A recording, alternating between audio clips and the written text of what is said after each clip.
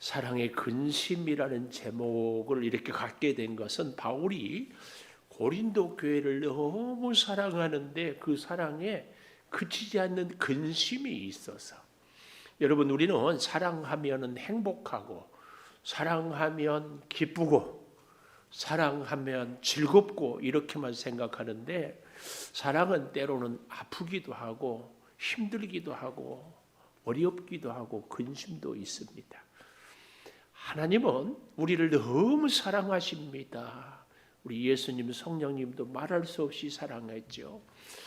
그 하나님께서 우리를 사랑하는 그 사랑이요, 성경의 역사로 보면 말라기가 구약의 마지막이고 세례 요한이 나타나기까지 400년의 이 중간 시대 혹은 암흑기라고 하는데, 우리도 화가 나면 말을 안 하잖아요. 하나님이 침묵을 했어요. 아브라함도 그렇게 사랑했지만 아브라함 마음대로 이스마엘을 낳자 하나님께서 이스마엘에게 대략 한 3, 4년 정도 침묵을 이렇게 하는 것. 그만큼 사랑하는 거죠. 예수님은 우리를 얼마나 사랑하길래 십자가를 지고 죽기까지 사랑하잖아요. 그런데 그런 사랑은 정말 아픔의 사랑이고 근심의 사랑입니다. 오늘 본문에 보면 이 근심이란 날이 말씀이요, 1절에 보니까 내가 다시는 너희에게 근심 2절도 내가 너희를 근심하게 한다면 내가 근심하게 한 자밖에. 3절에도 보면 근심을 얻을까, 4절에도 보면 근심하게 하려는 것이 아니다. 5절도 보니까 근심하게, 나를 근심하게 한 것 모두를 근심하게. 7절에도 보면 너무 많은 근심에 이렇게 여러 번 근심을 얘기하고 있습니다. 왜 바울은 고린도 교회를 위하여서 1절에 다시 보니까 근심 중에 나아가지 아니하기로, 이렇게 만나러 가지를 않기로 결심을 한다. 방문이라고 할 수 있죠. 그래서 오늘 저는 사랑의 근심의 첫 번째로, 사랑은 만남이다. 만남. 우리가 하나님을 사랑하잖아요. 그러면 하나님을 자주 만나는 거죠. 뭐 이유가 없어요. 자꾸 만나는 것이 사랑입니다. 옛날 대중가에 뭐 한 번 보고 두 번 보고 자꾸 보고 싶다고 뭐 그런 말도 있잖아요. 바울은 고린도 교회를 너무 사랑하는데 정말 찾아가고 싶어, 만나고 싶은데 근심으로 만나고 싶지 않아서 나가지 않겠다. 만나고 싶은 사람, 만나고 싶은 교회, 만나고 싶은 하나님. 우리 대한민국 국민들이 지나간 한 주간에는 참 우리의 눈으로 굉장한 뉴스거리가 있지 않았어요? 경주 아페크는 아시아 태평양의 경제 공동체를 아페크라고 그러더만요. 거기에 미국 트럼프, 중국의 시진핑, 일본의 그 여자 수상 뭐 다 이렇게 오잖아요. 근데 굉장한 것을 보면서, 야, 참 우리나라 위상이 이렇게 세계적이 되었는가. 여러분, 미국의 트럼프 대통령이 우리나라한테 3,500불, 우리로 말하면 뭐 70조라든가 어떻게, 우리는 산수를 잘 못해. 그렇게 어마어마한 돈을 우리한테 투자하라고 해요. 그래서 막 우리 국민들이 분노하고 이게 뭐냐. 그런데요, 역으로 생각해 보면 미국이 저 동남아의 가난한 나라들한테 그렇게 많은 돈을 내라고 하겠어요? 하지 않아요. 원래 이 아페크 뭐 3,500불 하기 전에 전 세계는요, 우리 다 들어보았죠? FTA라고. 우리하고 미국, 우리하고 일본, 우리하고 중국하고 무역을 하는데 모든 세금을 다 없애요. 그래서 우리도 마음대로 가서 물건을 팔고 그 나라도 우리한테 마음대로 팔고 이런 조약을 맺었는데, 이 트럼프가 대통령이 되면서 FTA 무시, 세금 내, 그것도 뭐 50%, 중국에는 100% 이렇게 막 엄포를 놓았다가 25% 하다가 15%로 지금 이렇게 하잖아요. 근데요, 가만 생각해 보면 우리나라가 이렇게 세계적인 어마어마한 나라가 되었어요. 3,500억 불을 내놔라 해도 어떻게? 우리나라가 자신이 낼 수 있어요. 근데요, 그걸 보면서 놀라운 게 우리나라 내 핵 잠수함, 우리가 잠수함은 이미 만들 수 있는 기술이 있대요. 근데 핵 연료를 쓰면 핵 잠수함이 돼요. 이걸 허락을 받았는데 제가 정확하게 알지는 모르겠지만 미국의 최우선 동맹국이 대한민국 못지않게 영국, 호주 이런 나라들인데도 거기도 없는 것을 우리한테 준대요. 근데요, 우리 이재명 대통령을 제가 보면서 대통령은 좀 가난한 사람들이, 가난한 시절을 겪었던 사람들이 대통령이 되면 좋겠다. 내가 혼자 생각해. 왜냐하면 전에 우리 박정희 대통령, 우리 젊은 친구들, 우리 서윤이는 이제 이런 걸 잘 모르지만 그때 제가 어렸을 때 늘 담화문부터 시작해서 대통령 연설을 하면은 기억이 나요. 가난한 농사꾼의 아들로 태어나 조국 근대화를 이루기 위하여 이 한 목숨 불사르겠습니다. 잘 살아보세. 뭐 그랬어요. 박정희 대통령 시절이 다 그러고 우리 저랬잖아요. 가난한 농사꾼의 아들로. 그래도 그 이후로 대통령들은 다 집안이 좋았어요. 다 부잣집.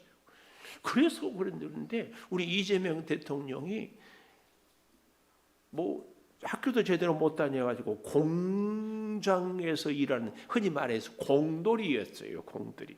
근데 이 어린 이재명 소년이 보니까 공부 좀 한 사람들은 잘 살고 일도 고생을 안 하대. 그래서 자기가 검정고시하고 대학 나와서 변호사 자격이 있다고 지금 이렇게 대통령. 그래서요, 미국하고 3,500불을 투자를 하는데 정말 잘하더라고요. 200억, 2천억은 10년 동안 매년 200억씩 그러면 2천억 되지요.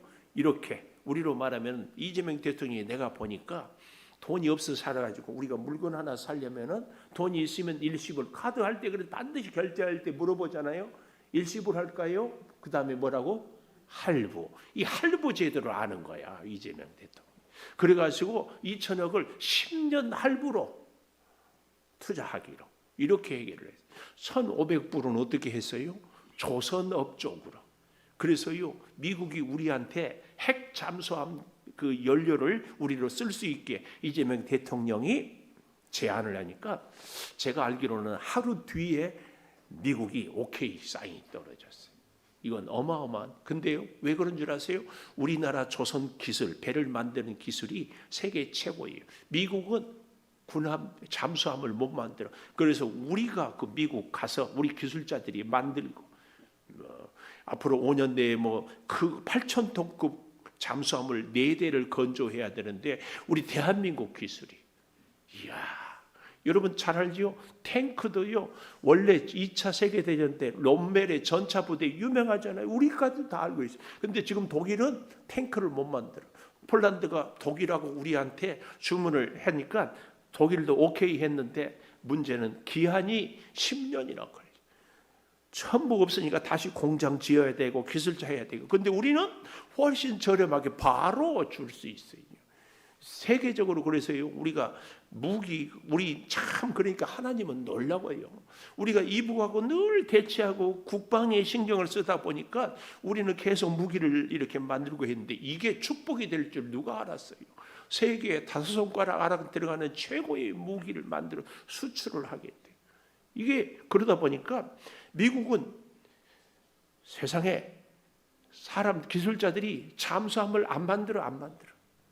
우리나라도요, 참 안타까운 우리 청년들이요, 기술을 안 배우고 서비스업에만 자꾸 가는데 사실은 저를 대통령 시켜주면은요, 우리 청년들이 공장이나 혹은 다른 데 가서 일하는데 한 달에 월급이 300만 원이다. 그러면은 나라에서 300만 원을 줬으면 좋겠어. 나를 대통령 시켜주면. 그러면 우리 청년들이 일 안 하겠습니까? 아니, 공장에서 일하는데 한 달에 1,000만 원 준다. 누가 공장을 안 가야지? 근데 임금이 대기업보다 적으니까 그렇지. 그런데 그렇게 되면 외국의 노동자들이 와서 우리나라 돈 벌어 가지 않고 우리나라 청년들이 다 굳은 일, 뭐 3D 업종이라고 그러잖아요. 다 가지 다. 근데 그런 일들은 오히려 임금이 적으니까 안 하려고 그러지. 세상에 우리나라 청년들이 캄보디아 돈 벌러 가는 게 이게 말이 됩니까? 이게 말이야. 근데 편한 일을 자꾸 찾다 보니. 하여튼 얘기가 조금 제가 많이 나갔는데 중요한 것은 그 1,500억 불을 우리가 미국의 잠수함 또 선박을 수리한 이런 쪽으로 투자를 하겠다. 미국이 왜 하루 만에 핵 연료를 오케이 한 줄 아세요? 대한민국이 아니면 잠수함을 만들고도 수리도 할 수 없기 때문에. 이야, 제가 왜 이런저런 얘기를 하는가 하면 동시에 어제 제가 TV를 보니까 KBS에 참 좋은 프로그램을 하더만요. 동행. 여기 프로그램 보니까 63세 된 할아버지가 걷는데 무릎도 시원찮아. 병원에서는 자꾸 수술을 하라고 그러는데 인공관절 할 수 없고 돈도 있고 뭐 해야 돼. 근데 그 할아버지한테 라유리 머심에 나윤이 여자의 쌍둥이 5살짜리 손자 손녀가 맡겨져서 애들을 보살피. 근데 이 할아버지에게는 또 83세 된 어머니가 있어. 노모가 치매가 와가지고 같은 동네에 살면서 날마다 가서 보살펴. 다른 자녀들은 멀리 살아서 올 수가 없대. 근데 아들은 왜 없는가? 유도 선수였대요. 고등학교 때까지. 그런데 어쩌다가 애를 가졌다고 소식이 오면서 그 다음부터 운동을 안 하고 그냥 해가지고 행방불명이야. 근데 이 아들 이름으로 빚도총만 뭐 보니까 무슨 세금 해가지고 1,800만 원 이렇게 써 있더라고. 야, 제가 전 세계 대통령 뭐 이런 사람들이 와서 이런 그들의 만남을 보고 이 할아버지와 어린 손자들의 만남을 보면서 참 생각이 많았습니다. 저와 여러분의 인생도요, 만남이 참 다양하지 않습니까? 만남은 사랑이라니까요. 우리의 사랑도 이렇게 참 구구절절히 사연도 많고 아픔도 많고, 그렇게 나를 사랑하고 나를 행복하게 했던 사람이 그렇게 아프게도 하는 사람이 되기도 해요.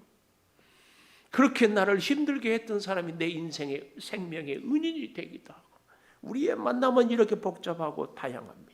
고린도 교회와 바울의 만남도 고린도 교회 바울이 개척하고 하나님을 소개하고 만나게 하고 구원의 역사를 할 때 고린도 교회 성도들이 얼마나 기뻐하고 좋아했습니까? 그런데요, 바울이 떠나와서 고린도 교회가 궁금해서 믿음의 아들 디모데를 보냈더니 몇 개월 안 있다 왔어요.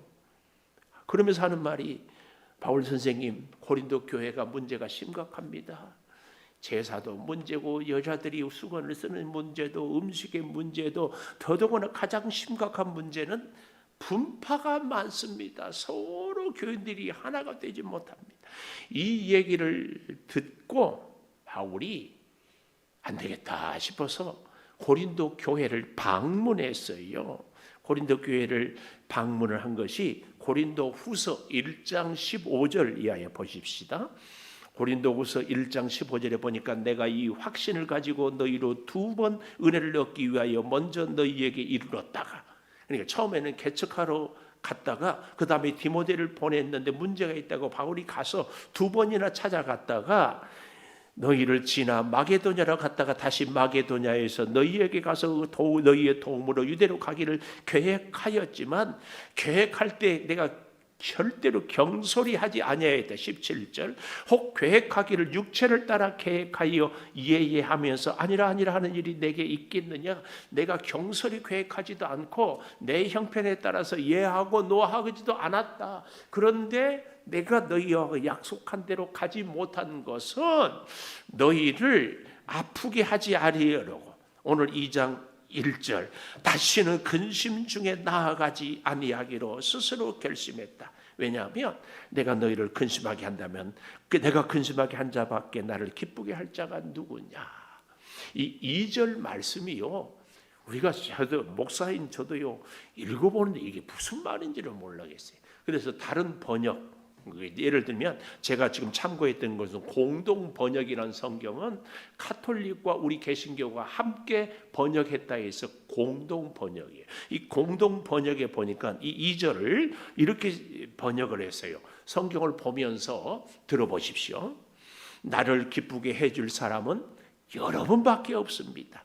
그런데 내가 여러분의 마음을 아프게 한다면 나를 기쁘게 해줄 사람에게 슬픔을 주는 셈이 되지 않겠습니까?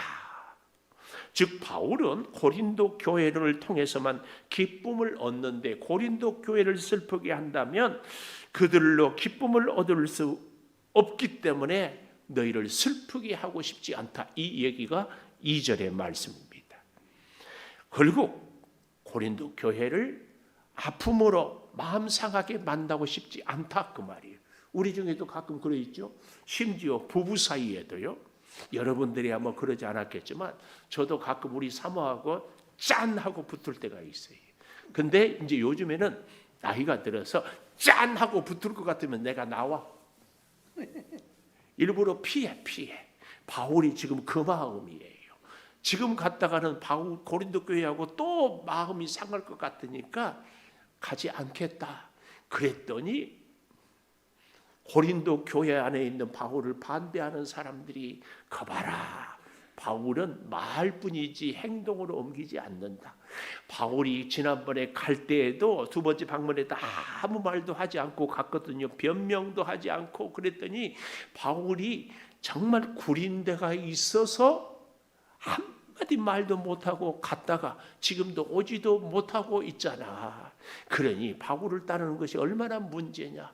지금 바울을 반대하는 대적하는 고린도 교회 안에 있는 사람들이 하는 얘기예요. 오늘날에도 우리 이런 얘기들을 많이 하고 많이 듣고 그러죠. 할 말이 입이 있으면 말해봐. 잘못한 것이 없으면 얘기해봐. 그럴 때 우리가 일일이 다 말 못해. 특히 누구한테 그래요? 우리 자녀들한테. 엄마가 아빠가 나한테 해준 것이 뭐 있냐고 이렇게 따지면 기가 막히지 말 못하지. 부부 사이에도 그냥 그럴 때가 있어요. 그래서 오늘 3절에 내가 이같이 쓴 것은 이 말이에요. 2절의 말씀 이같이 쓴 것은 4절 보세요. 내가 마음에 큰 눌림과 걱정이 있어 많은 눈물로 너희에게 썼노니 이는 근심하게 하려는 것이 아니고 내가 너희를 향하여 넘치는 사랑이 있음을 알게 하려 함이다. 이렇게 말씀합니다. 바울과 이 고린도 교회는 마치 어린아이와 엄마가 탯줄로 맺어져 있는 것처럼 생명으로 맺어진 생명의 공동체입니다.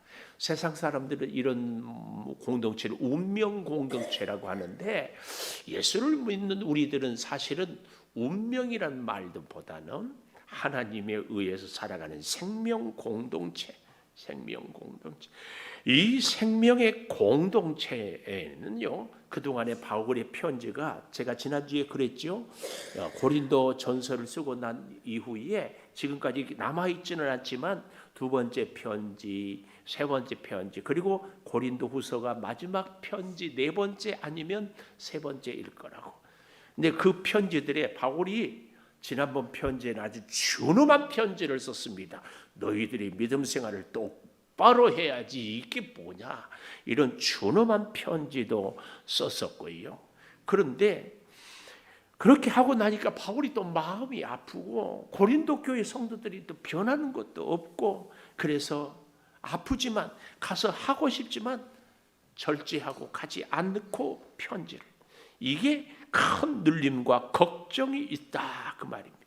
여기서 말하는 이 큰 눌림이란 말은요, 제가 지난주에 말할 때 큰 기계가 참기름을 짜는 것처럼 확 눌리는 거, 그리고 걱정은 마음의 고뇌와 비통과 아픔입니다.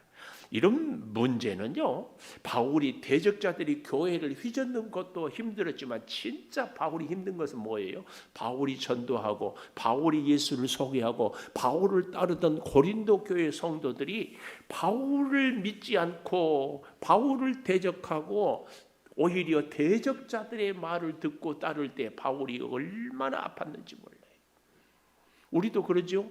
사랑했었고 믿었었고 함께했던 사람이 우리를 배신할 때 얼마나 그 배신의 쓰라림의 아픔이 큰지 모릅니다. 그래서 지옥도 어떤 소설가들은 그런 얘기를 해요. 단계가 있는데 가장 나쁜 죄인이 가장 밑바닥에 있는 감옥이 배신자들이 있다고 그래요. 그런데 참 재밌는 것은요, 가룟 유다의 티오란 말을 해요. 혹시 들어보셨어요? 이 얘기는 예수님같이 완벽한 분도 가룟 유다 같은 인간이 있다. 오늘 우리의 만남, 우리의 삶, 아니 우리 교회 안에 신앙생활을 해도요, 가룟 유다 같은 그 몇몇 그룹은 꼭 있더라. 이게 가룟 유다의 티오예요. 여러분, 세상에 만난 사람들이 우리의 희망은 어때요? 다 나한테 잘해주고 다 나하고 관계가 좋기를 바라지만 우리 인생, 우리 만남에도 꼭 누가 있다? 가룟 유다가 있다. 야, 저는 여기서 꼭 한 걸음 더 나가서 얘기를 드려요. 우리에게 가룟 유다가 있을 뿐만 아니라 나도 가룟 유다 될 수도 있다. 내가 가룟 유다일 수도 있다. 한 번쯤은 이런 생각을 해보아라 그 말. 그래서 많은 눈물로 너희에게 썼다 4절에. 근데 이 눈물은요, 당시에 헬라 이 로마를 지배하던 스토아 영주의주의라고 그러죠. 이 사상에 물든 사람들은 눈물을 아주 수치로 생각했어요. 수치. 우리도 그러죠. 어린애들이 울면은 남자가 울면은 안 된다고. 근데 이 본문을 칼빈 종교개혁자 칼빈은 이렇게 해석을 했어요. 바울의 그 눈물은 그가 약하다는 표시지만 이는 극기주의자들의 무감각보다는 훨씬 더 영웅적이다. 우리가 어떤 사람의 아픔에 공감하지 못하고 무감각한 것보다는 같이 우는 사람이 더 강한 사람이다. 그 얘기예요. 눈물은 4절 하반절에 넘치는 사랑의 표현이었습니다. 이 계속해서 흐른다는 현재 직설법 동사로 계속 울고 울고 울는 그치지 않는 사랑의 근심. 이것은요, 그 앞에 1장 24절에 보면 우리가 너희 믿음을 주관하려는 것이 아니요, 이 주관, 너희 기쁨을 돕는 자가 되려 함이다 그랬습니다. 바울의 기준으로 보면 고린도 교회는 정말 문제가 많았습니다. 우리가 잘 알잖아요. 바울이 누구예요? 가말리엘의 문화에서 최고의 학문과 율법을 배웠습니다. 혈통으로는 히브리인 중에 히브리인이에요. 혈통 좋지요. 최고의 학문을 배웠지요. 거기다가 열심으로는 예수 믿는 사람들 죽이기까지 얼마나 뜨거운 열정이 있었습니까? 아니 거기다가 나중에는 다메섹 도상에서 예수님을 만나는 영적인 체험, 자기가 고린도후서 12장 가보면은 3층 천의 환상, 거기다가 세상에 손수건만 올려놔도 병자가 낫고 얼마나 놀라운 기적을, 심지어 죽은 유두고까지 살려냈어요. 영적으로, 지식적으로, 혈통적으로 무엇이 부족하래요? 거기에 비해서 고린도 교회는 이 고린도 전서에 가보면은 참 고린도 교회가 여러 가지 문제가 많은 것으로 우리에게 소개하게 하고 있어요. 고린도 전서 1장 26절에 보면 고린도 교회 성도들의 모습을 바울이 이렇게 얘기를 하고 있습니다. 형제들아, 고린도 교회 성도들아, 너희 부르심을 보아라. 예수님이 너희를 부르는데 누구를 불렀는가? 육체를 따라 지혜로운 자가 없고 능한 자도 많지 않고 문벌 좋은 자도 많지 않다. 그러나 27절, 세상에 미련한 것들을 택하여서 지혜로운 것들을 부끄럽게 하시려고, 약한 것들을 택하사 강한 것들을 부끄럽게 하시려고. 이 사람들이 누구다? 고린도 교회 성도들이다. 바울은 그런 사람들을 어떻게 하려고요? 오늘 본문에 이렇게 얘기하고 있지 않습니까? 그들을 가르치려고 하지 않고 그들을 돕는 자가 되기를. 1장 고린도후서 1장 24절에 여러분 너희 믿음을 주관하려고 하는 것이, 가르치려고 하는 것이 아니고 돕는 자가 되게 하였다, 이 말씀입니다. 여러분, 우리는 이 말씀 가운데 정말 잘 생각해야 됩니다. 주관한다, 이 말은 가르친다, 고친다, 변화시킨다, 그 말이에요. 우리가 다 경험해 보지만 우리가 전도를 할 때나 그 뭐를 할 때에요, 내가 저 사람을 가르쳐야 되겠다, 안 됩니다. 변화시키겠다, 안 돼요. 어떤 분들은 우리 목사님들의 목회를 이렇게 정의를 하더라고. 평생 고치려고 해도, 변화시키려고 해도 변화되지 않은 사람들을 위하여서 평생 변화시키려고 노력하다가 결국은 변화 못 시키고 은퇴한다. 이게 목회예요. 그래서요, 이런 표현도 해요. 목회는 영원한 가슴앓이. 그냥 가슴만 앓다가 끌어요. 끝나요. 어디 목회만 그러겠습니까? 우리의 인생살이도 그러지 않을까 싶어요. 다 여기 있는 우리 성도 여러분도 가슴앓이 하지요. 누구 때문에 가슴앓이 해요? 그 인간 때문에? 근데 진짜로 은혜스러운 가슴앓이는 사실은 나 때문에, 내가 내 자신이 싫을 때가 있잖아요. 좀 변화되고 싶고, 좀 성숙하고 싶고, 좀 잘하고 싶은데 안 돼. 그래서 가슴앓이. 이 우리의 인생이에요, 인생. 여러분, 특별히 믿음의 세계는 저는 더더욱 그런 것 같아요. 전도하고 싶은데 안 돼요. 말씀으로 변화시키고 있는데 안 돼요. 사실은 나도 안 되는데 뭐 어때요? 여러분, 하나님이 도우시지 않으면 이제 우리가 다음 주에 전용대 목사님 모시고 초청 간증 집회를 해보는데, 야, 한 번만 가자. 안 와요. 너나 가서 은혜 받으라. 그래서 우리는 기도해야 됩니다. 성령이여, 그 마음을 만져주시옵소서. 어찌 우리로 됩니까? 안 됩니다. 하나님께서 도와달라고. 그래서요, 우리가 만나는 사람들의 믿음은 바울처럼 내가 너희를 주관하려 함이 아니고 도우려 한다. 돕는 차원에서. 돕는다, 주관한다는 것은요, 이 차이가 있어요. 내가 돕는 것은 너는 주체고 나는 객체야, 도와주고. 네가 주연이고 나는 조연이야. 근데 주관한다 이 말은 내 말 들어, 내가 시키는 대로 이거거든요, 이거. 오늘 우리가 본문을 보는데요, 그래서 5절 이하에 조금 더 보면 이렇게 얘기합니다. 근심하게 한 자가 있었을지라도 나를 근심하게 한 것이 아니요 어느 정도라 하면 너희 모두를 근심하게 한 것이니 어느 정도라 하면 내가 너무 지나치게 말하지 아니하려 함이라. 어느 정도라고 말은 했지만 참 근심하게 한 자들이 고린도 교회 안에 많다. 자, 그런데요, 6절 보십시오. 이러한 사람, 근심하게 하는 사람은 잘 보세요. 많은 사람에게서 벌 받는 것이 마땅하다. 바울은 예수님의 사랑을 전하는 사람인데 어떻게 이렇게 무서운 말을 할 수 있는가? 이 6절의 말은요, 그런 의미입니다. 여러분, 효자가 있고 불효자가 있어요. 불효자는 벌 받는다, 안 받는다? 벌 받아야 돼요, 안 받아야 돼요? 근데 불효자 중에 우리 기준으로 보면 뭐 잘 먹고 잘 사는 불효자들이 있어요. 우리는 불효자다 아니다. 제가 그랬잖아요. 부모는 자식에게 영원한 죄인이고 자녀는 부모에게 영원한 불효자다. 근데 자, 생각 잘 해보십시오. 불효자가 왜 벌을 안 받고 잘 사는 것 같은가? 그런데 아니라는 얘기예요. 오늘 이 6절의 말씀은 아프게 하는 그것, 그 자체가 벌이다, 그 말이에요. 불효자가 부모님께 불효하는 그 자체가 벌이고 효자가 효도하는 그 자체가 복이다, 그 말이에요. 이게 6절의 말씀입니다.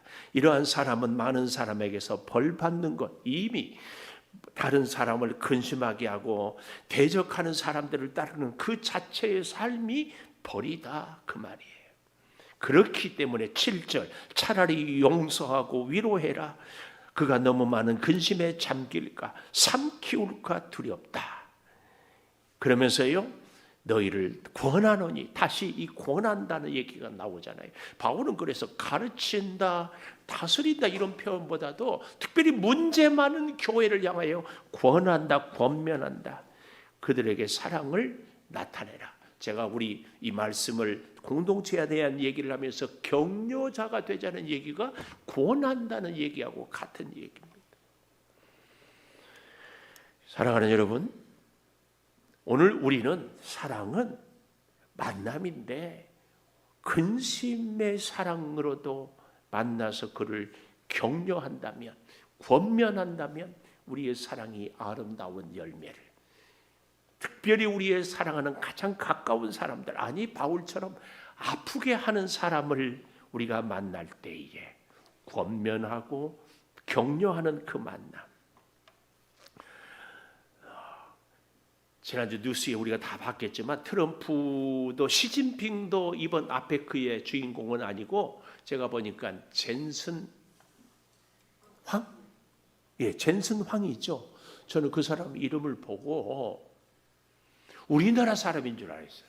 우리나라 사람들이 미국 이민 가면 다니엘 김, 로버트 리, 성 김 이렇게 얘기하잖아요. 그래서 황씨 가진 사람이 미국 이민 가서 젠슨 황 그런 줄 알았어요.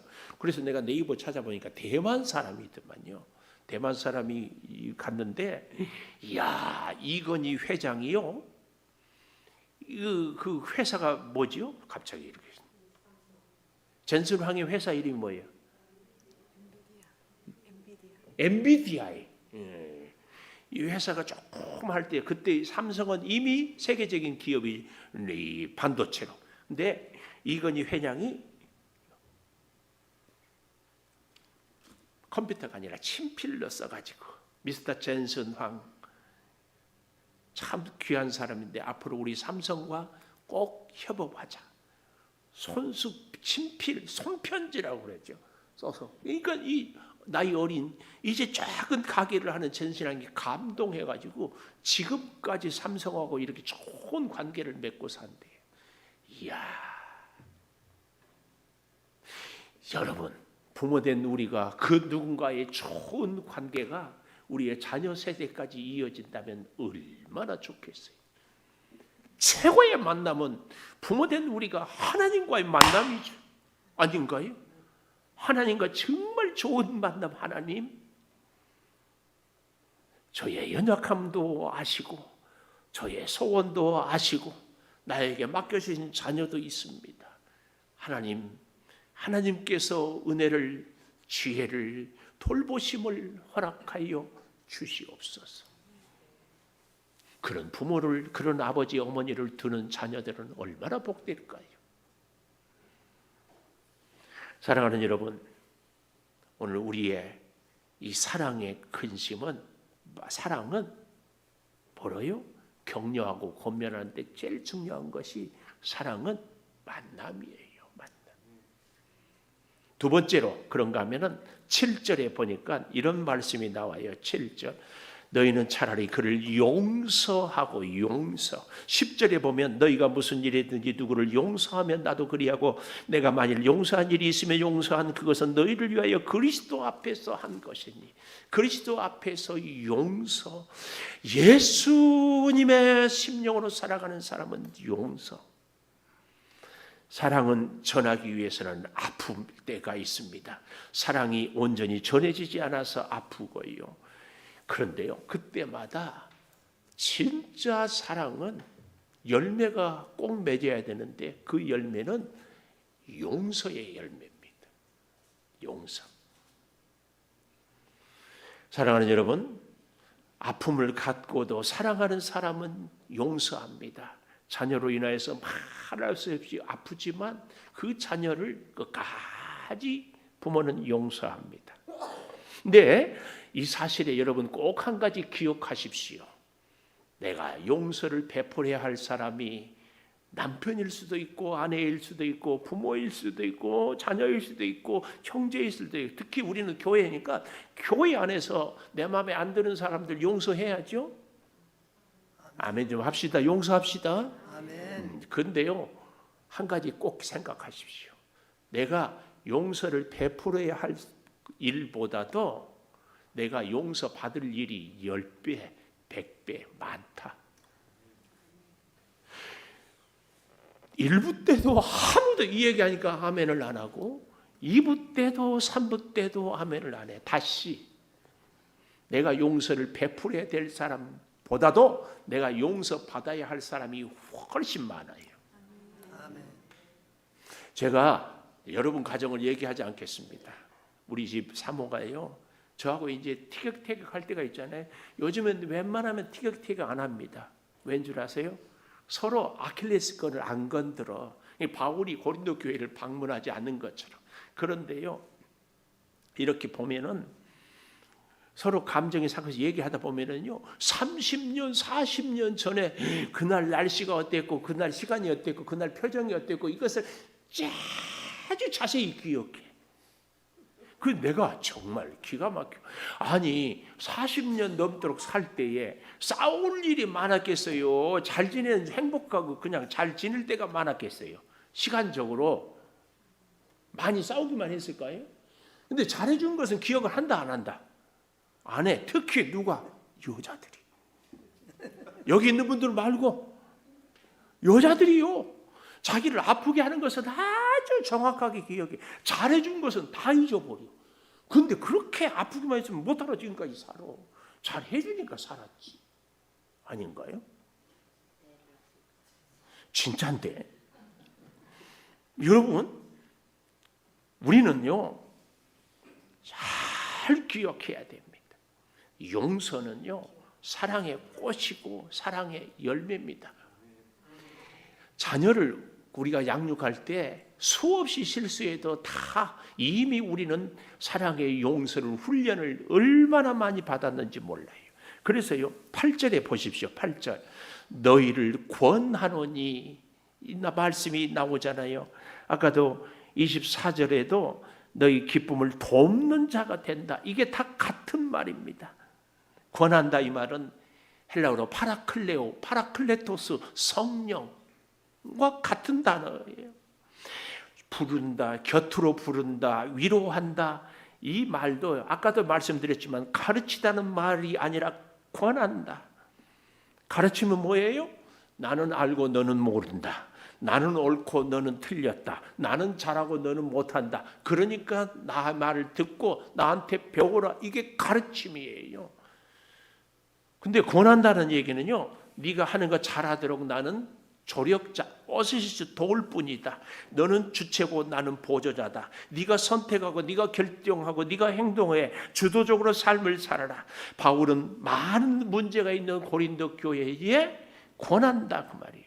여러분, 이거 아십니까? 성령은 전능하신 하나님이고 성령은 우리의 형편을 다 아시는 분인데 성령의 별명은 보혜사이, 성령은 돕는 자예요. 우리가 성령을 사모하지 않으면요, 성령은 인격적이어서 우리와 함께 하지 않습니다. 우리가 성령께 우리 인생을 부탁하지 않으면 성령은 우리를 간섭하지 않아요. 그러면서도 말할 수 없는 탄식으로 우리를 위하여 간구하고 있습니다. 이게 성령입니다. 성령. 그래서 여러분, 성령을 사모하십시오. 성령을 위해서 기도하십시오. 제가 지난 금요일 저녁에 기도했는데 우리의 기도의 기본은 부르짖음이에요.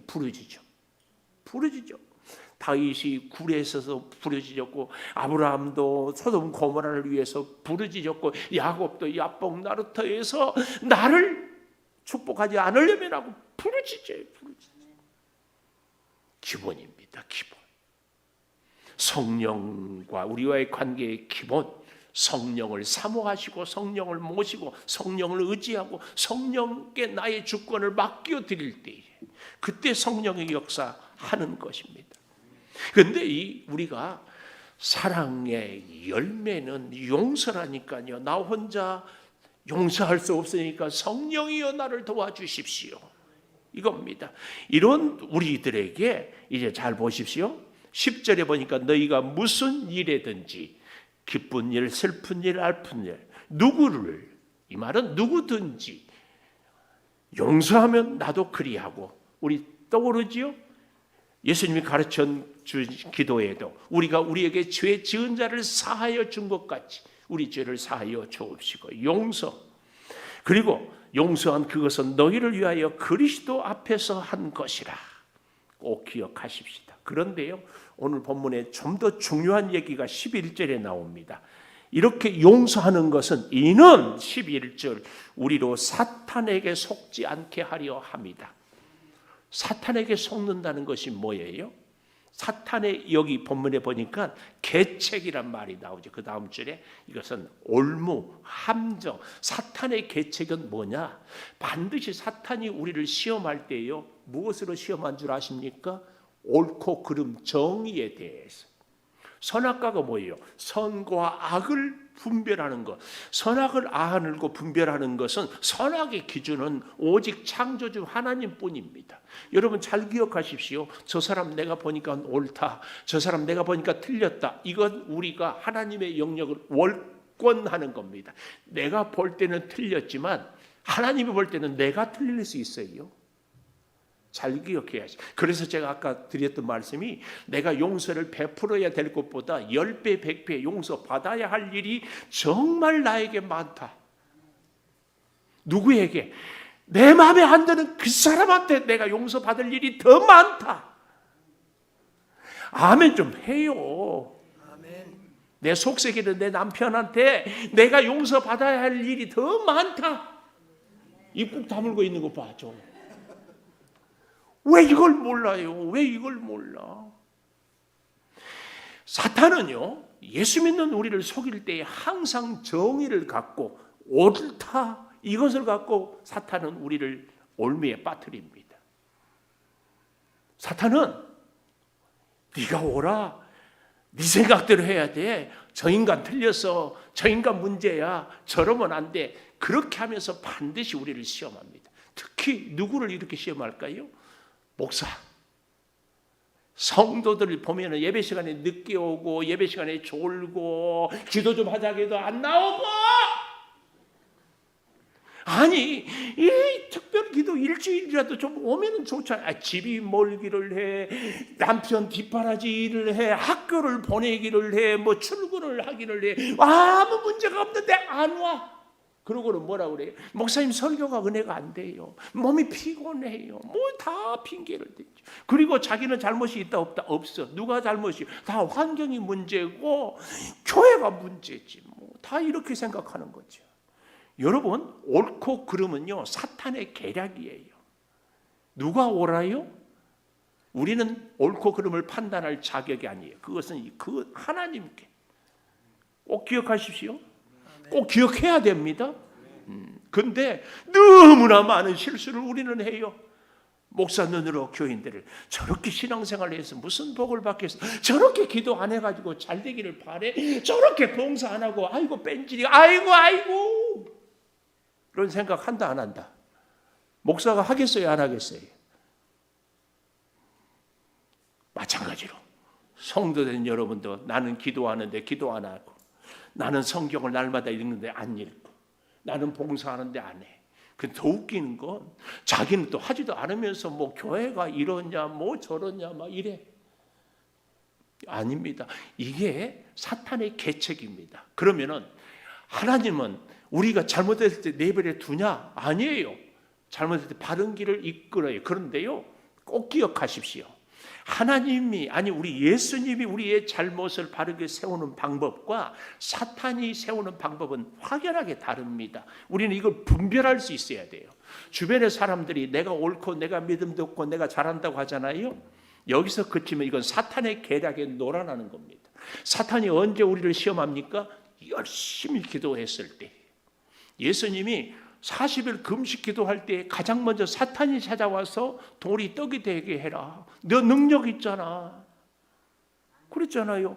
뛰어내려봐, 하나님이 너를 손으로 받쳐줄 거야, 천사들을 통하여. 나에게 절만해봐, 내가 세상을 주겠다. 다 아주 매력적인 시험이에요. 우리에게도 똑같은 시험. 너 같은 믿음 좋은 사람은 없어. 너같이 바르게 사는 사람은 없어. 저 인간들 저거 문제야. 이 인간은 이래서 문제고 저 사람은 저래서 문제예요. 다 우리가 이런 생각을 갖고 있습니다.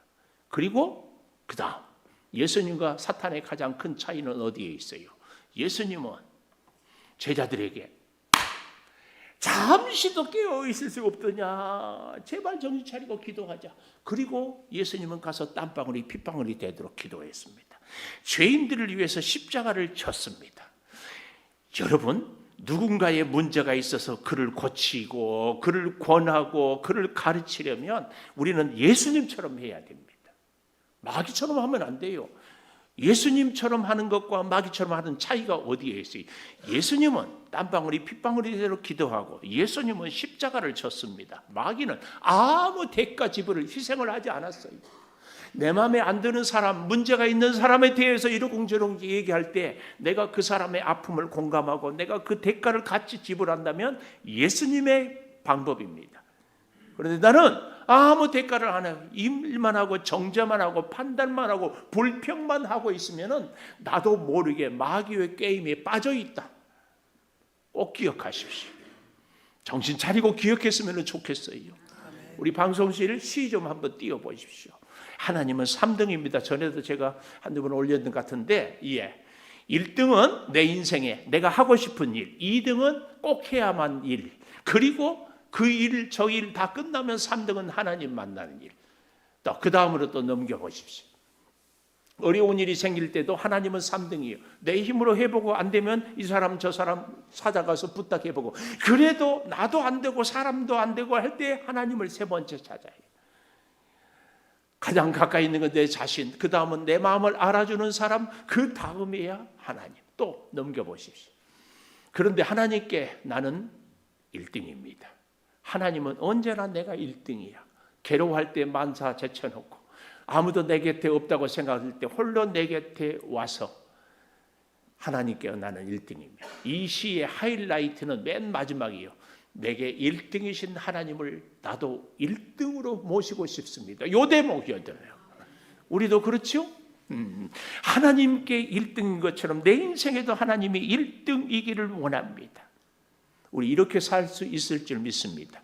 그 다음 사진 한번 좀 보여주십시오. 제가 사무실 앞에 커피 나무를 참 예쁘게 이렇게 해놨잖아요. 거기에 보니까 올해 커피가 딱 하나 열렸어. 하나. 야, 그래서요 스마트폰에서 이 사진을 딱 올렸더니만은 이제 요즘에 스마트폰에 보면 식물 이름을 대잖아요. 이거 보고는 토마토. 어떤 잘하는 분이 요즘에 AI가 우리 사람들한테 거짓말을 굉장히 잘한대요. 그래서 AI가 주는 답을 다 믿지 말래요. 정말이에요. 근데 왜 거짓말이 아니라 내가 보니까 이 AI, 이 카메라로 인식하는 것은 이것이 토마토로 인식이 되는 거예요. 그러니까 거짓말을 일부러 하는 것이 아니라 자기가 아는 수준이 여기까지. 그래서 내가 하도 어이가 없어서 사무실 앞에 있는 행운목을 이렇게 착 비추고 물어봤더니 식물 그러고 말더라고. 여러분, 우리 인생 요즘에 컴퓨터를 우리가 너무 맹신하는 것이 있어요. 그 어떤 우리의 지식이 막 절대 오는 것처럼 절대로 그렇지 않습니다. 하물며 내가 누군가에 대해서 판단하고 옳다, 잘했다, 맞다, 틀리다, 천만의 말씀, 정말 중요한 것은 내가 나를 너무 몰라요. 그런데 자꾸 내가 옳다고 잘했다고만 생각하는 겁니다. 여러분 잊지 마십시오. 사랑은 첫 번째 만남이라면 두 번째 용서입니다. 마귀에게 속지 마십시오. 이 계책에 넘어가지 마십시오. 끝까지 용서의 열매를, 그때 우리도 하나님으로부터 용서의 은혜를 누리게 될 줄 믿습니다. 우리 다 일어나셔서 성전문을 향하여 돌아서서 기도하겠습니다. 하나님, 11월의 첫 주입니다. 우리가 매월 첫 주는 성전문을 향하여 돌아서서 기도합니다. 이 성전문을 열고 나가서 사람을 만나고 일을 하고 이곳저곳 다니고 여러 가지 계획을 세울 때마다 주여, 주님 앞에서 세운 계획, 주님을 먼저 만나는 이 만남, 주의 일을 하는 그 손길들이 주의 손에 붙잡히고 성령의 도우심으로, 성령을 사모함으로, 성령의 은혜를 누림으로 승리하게 도와 주시옵소서. 아버지 하나님, 간절히 구합니다. 주여, 우리가 하나님을 만나기를 사모하고, 그래서 사랑의 열매인 용서를 베풀고, 아니 용서를 받고 함께 살아가서 우리 교회가 진정한 생명의 공동체가, 내가 만나는 사람들을 하나님의 은혜의 용서가 체험되게 하여 주시옵소서.